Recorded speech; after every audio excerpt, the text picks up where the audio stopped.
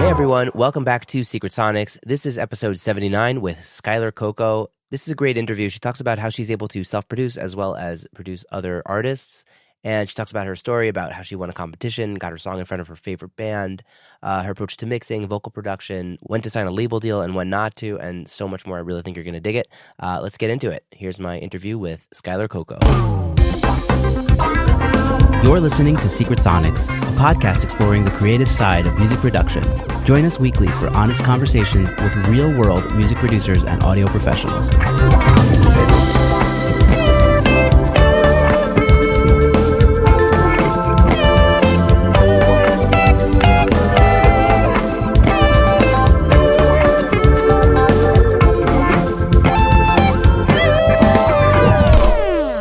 Hello and welcome back to Secret Sonics. I'm your host, Ben Wallach. My guest today is Skyler Cocco. Skyler is a New York-born rising indie pop singer, songwriter, and producer based in Los Angeles. She began writing and producing music at the age of 11 on a digital 8-track and taught herself guitar, bass, and piano by ear to record her songs.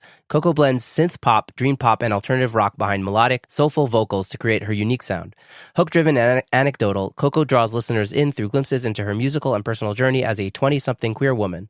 Her newest single, The Drive, caught the attention of synth pop act Muna when Cocco submitted the original demo to Spice's The Inbox Muna competition in May of 2020 and was selected as the competition winner.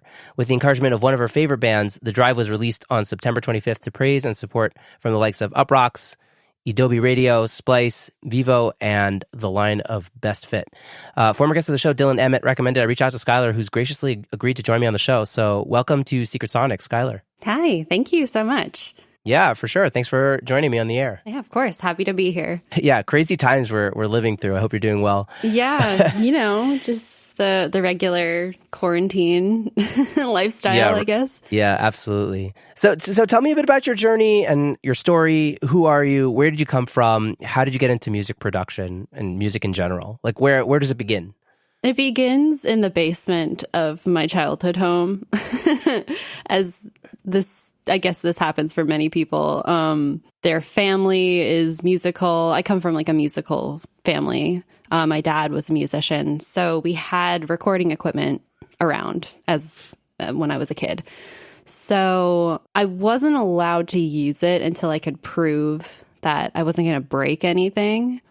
So I guess when I was like 10 or 11, I was trusted to like actually record songs by myself.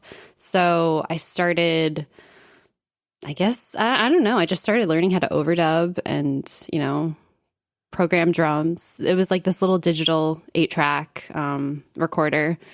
Didn't have, Logic, Ableton, anything back then. I don't even know what year this is. It's like 2005 or something.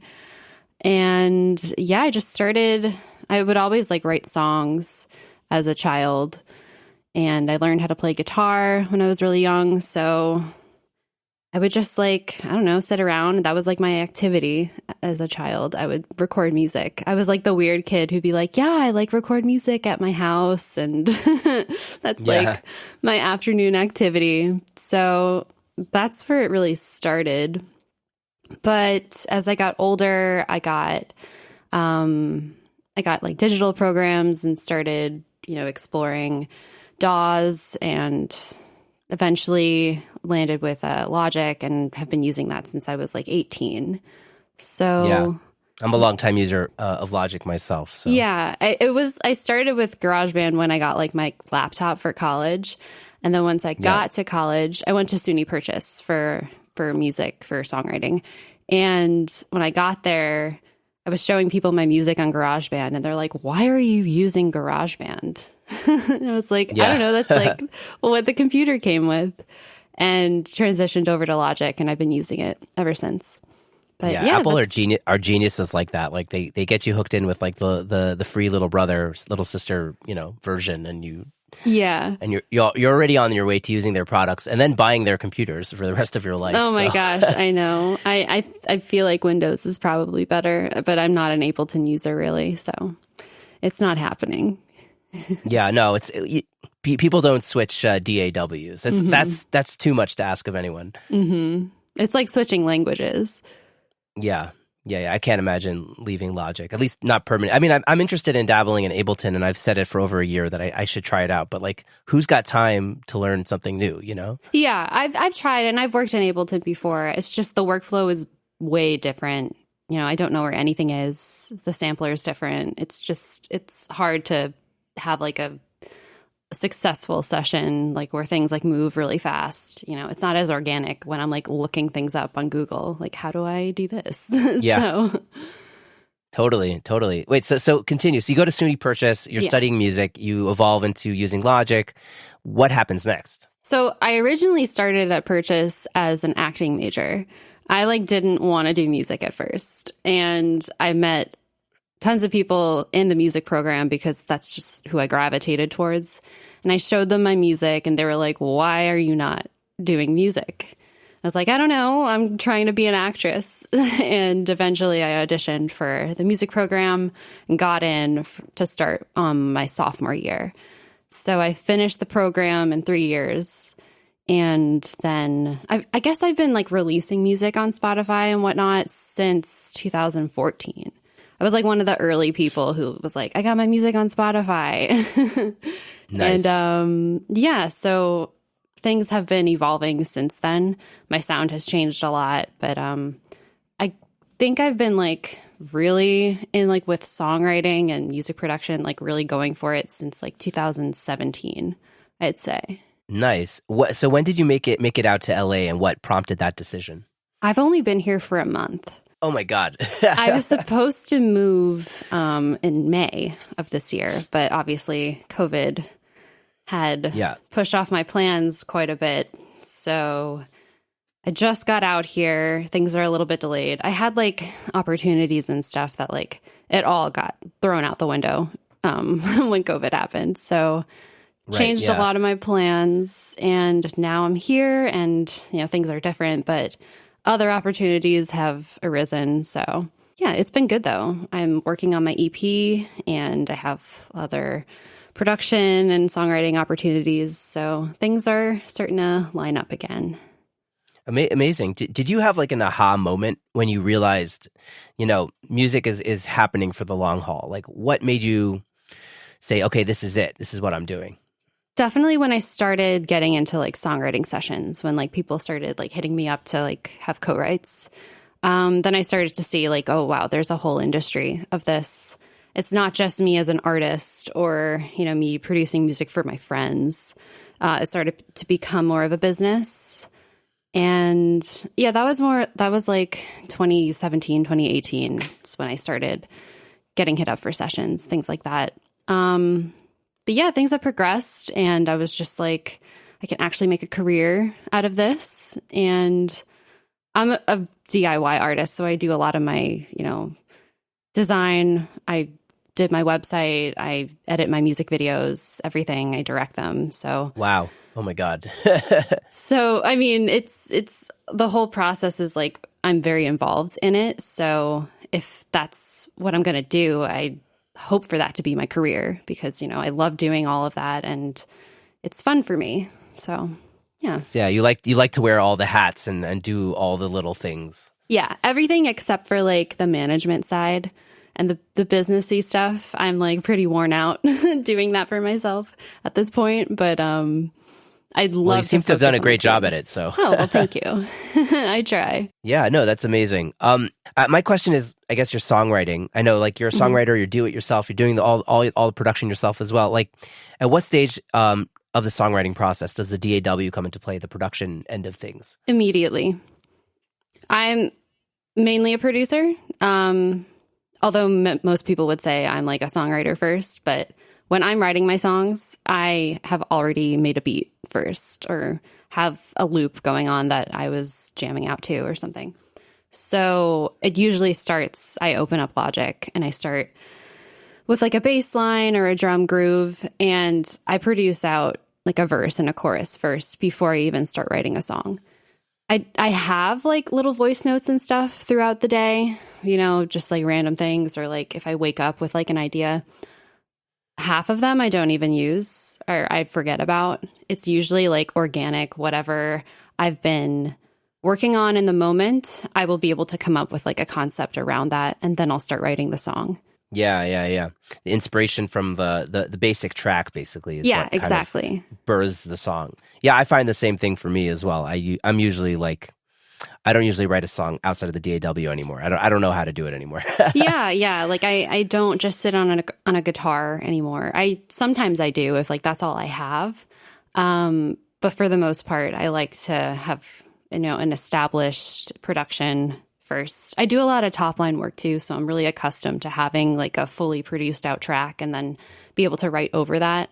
So that's sort of how it works for like my artist stuff as well. Nice. I love it. So how do you find other artists to work with as a producer? Because I know you mentioned you work with other people as well. Mm-hmm. How does work come in? How do you find clients, artists to work with?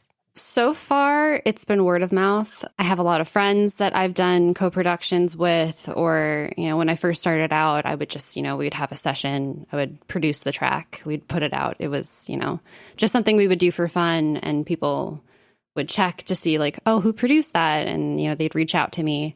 At this point, it's known that I produce as well. So a lot of women too, will reach out to me and be like, I want to work with a female producer. And it's like, yeah, I'm your girl. Let's go. So it's generally from, social media or just like people finding me on the internet, I guess. Yeah, that's awesome. I'm happy you brought that up because I feel like a lot of women would feel more comfortable with a female behind the board or whatever.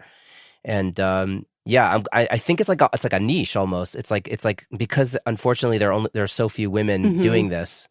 It's like, I think, and there's probably a lot of female artists that want to work with female producers. So it's probably like really good for business. Yeah, definitely. It has its pros and cons because a lot of people, unfortunately, there's this stigma that like women can't produce as well as men. So sometimes, someone will choose to work with a man because of the assumption that like they're a better producer. So there are drawbacks in that regard, but I do, on the flip side, a lot of women do want to work with female producers. And they're like, I'd prefer that. It's more comfortable and like you understand like situations, things like that. So I don't know. Yeah, it works out, I'd say. Yeah, for sure. Well, the ultimate example of like the amazing female producer is Sylvia Massey. So clearly women have just as much an ability to do it as men probably.